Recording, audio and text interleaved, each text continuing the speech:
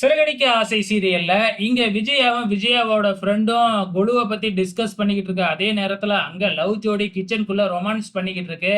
அந்த நேரம் பார்த்து நம்ம மீனா சாப்பாடு எடுத்துக்கிட்டு வந்து டேபிள்ல வச்சுட்டு கிச்சன்ல போயிட்டு பிளேட் எடுத்துட்டு வரலான்னு உள்ளார போனா, இவங்க 2 பேரும் ரொமான்ஸ் பண்ணிக்கிட்டு இருக்காங்க.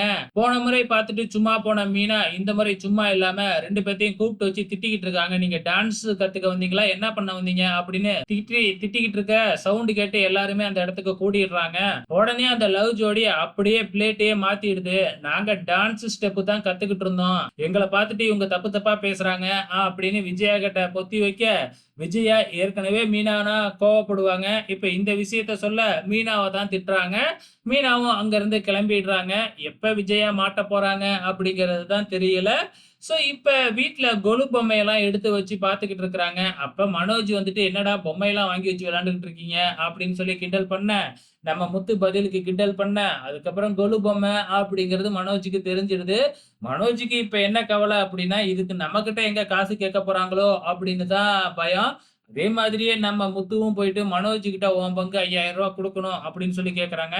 நான்லாம் குடுக்க முடியாது அப்படின்னு சொல்ல, ஓகே. அப்படின்னா நீ இந்த கொலு நடக்கிற இடத்துக்கே வரக்கூடாது. கொலுவுல செய்யற எந்த தின்பண்டத்தையும் நீ திங்கக்கூடாது. அப்படி இப்படின்னு சொல்ல, மனோஜுக்கு தூக்கி வாரி போட்டுருது.